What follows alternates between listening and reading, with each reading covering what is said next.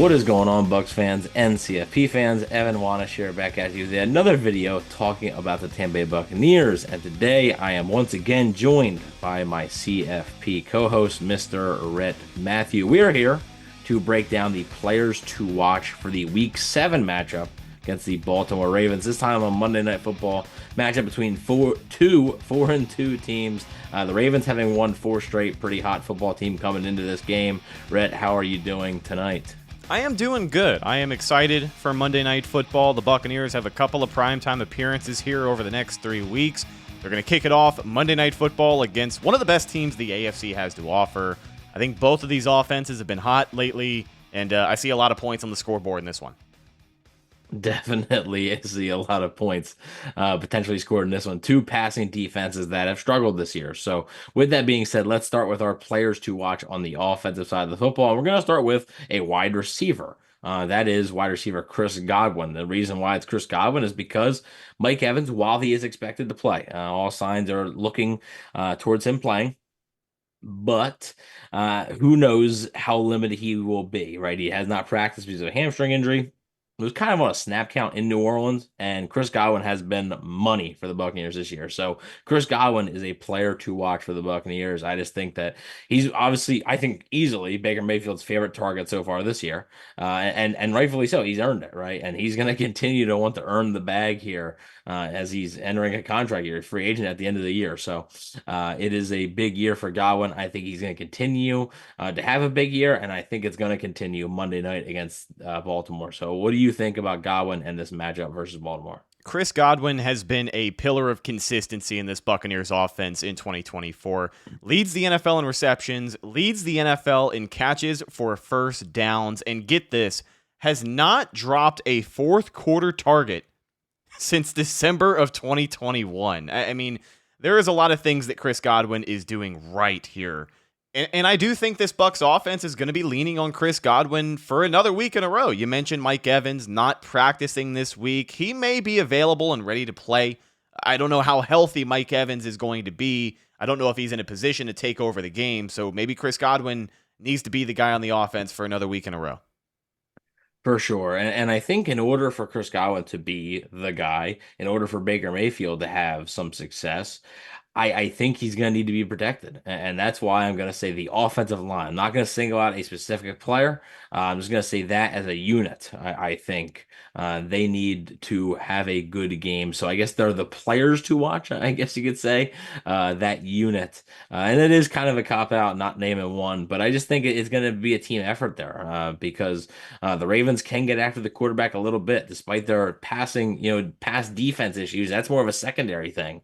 That's not necessarily a pass rush thing. So I do think the Ravens can get after the quarterback, and I think Mayfield's going to have to stay in the pocket, but also, know when to avoid the pressure, escape, roll out, extend the play, and hopefully find a man downfield. But he's going to need time to do so. If he doesn't have time, it doesn't really matter how bad your pass defense is. If a quarterback doesn't have time to find the receivers, it's not going to matter. So I think the Bucs offensive line, hopefully Graham Barton back this week for the Buccaneers. Robert Hainsey filled in well. He filled in very well for Graham Barton, but hopefully the first round pick from this past year is back in the lineup for the Bucs, and they can make an impact in this game. Yeah, Baker Mayfield has played like one of the best quarterbacks in the NFL this season when he's comfortable and has time in the pocket. We've seen him kind of like last week against New Orleans in that second quarter there. Sometimes he can get happy feet in the pocket. He can lose sight of his receivers downfield. He can get a little anxious and try and make a play with his legs a little sooner than he needs to. I think good pass protection early in this game is going to set the tone, and it's going to allow your starting quarterback to get comfortable in the pocket and continue to deal like he has so far this season against the Baltimore secondary, like you said, that has been suspect. Absolutely. And with that, I am going to throw things over to the defensive side of the ball because in this one, I think it's going to come down to which defense makes that one play, right? I think that's what it's going to come down to in this game. And I'm going to be looking at the Buccaneers edge rushers. Now, I know it's another unit, but the reason I'm saying this is because I think it needs to be all hands on deck, not only to rush Lamar Jackson, but to contain Lamar Jackson. Obviously, we know the threat that Lamar Jackson is to run. He can go up the middle, he can escape outside the pocket, and he's fast enough to outrun you to the edge, right? So I think it's important for the Buccaneers edge defenders to maintain the edge, set it and maintain it to keep Lamar Jackson inside the pocket. Do not let him get out, extend plays with his legs, or make plays with his legs, regardless. I think it's going to be a big day for the Buccaneers edge rushers. Hopefully, they can get some pressure. If they can, I think you could force Lamar into some mistakes. But if not, it could be a long day for this defense. Yeah, and I think this is one of those games where you lean on the athletic ability of an edge rusher like Joe Tryon-Shoyinka, right? That long frame that he has, that quick, twitchy speed off the line of scrimmage. He's done a decent job at setting the edge throughout his NFL career. I know as a pass rusher, he's kind of been underwhelming, coming around a little bit, but it is a big-time week for him. And it's a big-time week for this Buccaneers defensive line, Evan, as well, playing as close to healthy as they have been all season long. Yeah, absolutely. And like I said, I think it's going to be a key factor in this game of how well the Buccaneers can contain Lamar Jackson. Also, we are going to throw it to the linebacker room, but we're going to do a specific player here. We are going to mention KJ Britt. Now, KJ Britt had a decent day against New Orleans, right? They didn't really test him as much, but against Atlanta, right? He was not very good. And this is a Ravens team that has a couple talented tight ends who KJ Britt may be matched up against, whether it's a man or zone coverage. And the middle of the field cannot be left wide open in this game because Mark Andrews, Isaiah Likely, they would tear you apart. And another thing is run defense, right? Which KJ Britt is better at than pass coverage, to be fair. But Derrick Henry is Derrick Henry, and he's been on a tear. So I think KJ Britt is going to have to step up in this game, both in the pass and run defense. Yeah, we know the playmaking ability that Mark Andrews has had. I know it's been a slow start to the 2024 season for him, but he's got 186 yards and a touchdown so far this season. But Isaiah Likely is the guy that, we talked on the game preview episode with the guys from Bleav and Ravens. He is essentially a wide receiver in a tight end frame. And he is one hell of a weapon for this Baltimore offense. On the year, he has got 207 receiving yards and 3 touchdowns. He was a toe away from a 4th game-winning touchdown against the Kansas City Chiefs in Week 1. So that's the kind of player that I think can take advantage of KJ Britt, right? That extra level of athleticism for a position group that has found a good way to get open against this Tampa Bay defense. So going to be an interesting matchup. Hopefully KJ Britt doesn't get abused here. He's got a big-time challenge on his hands. Yeah, absolutely has a massive challenge on his hands, but let's get into our X factor for this week. And there's a couple of options, right? Because I think there's a couple of different ways you could look at it. You could look at it as the defense needing to make plays, right? You could pick a player in the secondary, or you could have picked KJ Britt to be your X factor, or Levante David to be your X factor, or a Bucs defensive lineman. But I went on the offensive side of the ball. And we are going to go with Baker Mayfield as our X factor, just simply because this is going to be a game I think the Bucs are going to have to score points. And the Ravens have the number 1 rushing defense in the NFL, but they are the 31st pass defense in the NFL. Kind of reminds me of some of the Buccaneers defenses in the Tom Brady era, are really, really good at defending the run, a little weak at defending the pass.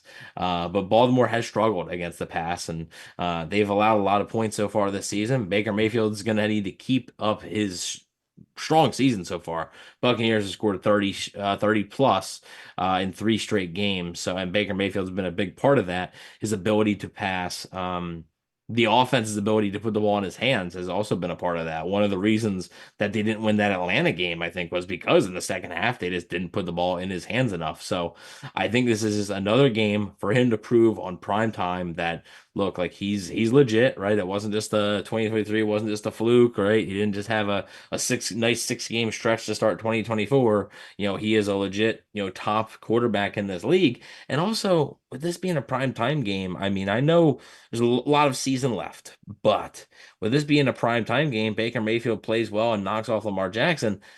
That could go a long way in the MVP stuff, right? And again, it's a long ways away. We aren't even halfway done the season yet, but at the end of the day, at the end of the season, if everything goes the Bucks' way towards the end of the year, this could be a game where that's the deciding factor, perhaps, if Mayfield outduels Jackson. So I think their Bucks are going to have to rely on their passing game because I don't know how much success they're going to find running the football. And I think it's going to have to be in Baker Mayfield's hands to beginning and end.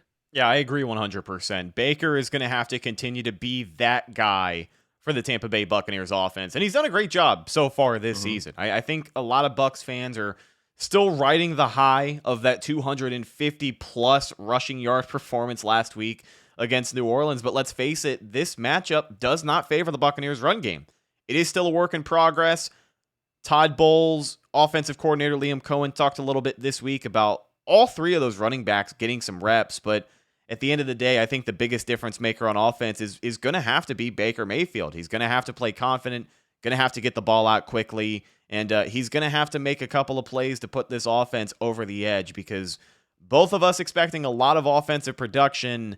I don't know if the Buccaneers can keep pace in this game if they just have to rely on the ground game. You need a hot start from your quarterback. You need to protect him. We talked about the offensive line and the importance of doing that, but Baker got to continue to play confident, protect the football, and I think he can do just that. But if he doesn't do that, could be a long night, and this could be a game that gets out of hand very quickly. If the Bucs offense cannot get rolling in these first two quarters, it could be a long night.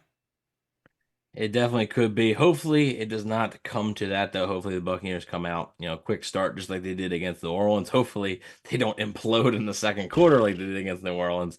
Because against a team like Baltimore, you can maybe recover from that against a team like New Orleans. Against a team like Baltimore, you're probably not recovering from that sort of implosion. So, with that being said, though, let us know if you have any specific players to watch in the comment section below. We are always curious to hear if you guys have some different takes. Like I said, there's a couple other names we could have thrown in here. There's a lot of intriguing options both on offense and defense. So, curious to get your guys' thoughts on that. But thank you all for watching. Please don't forget to like, share, and subscribe. And go Bucks.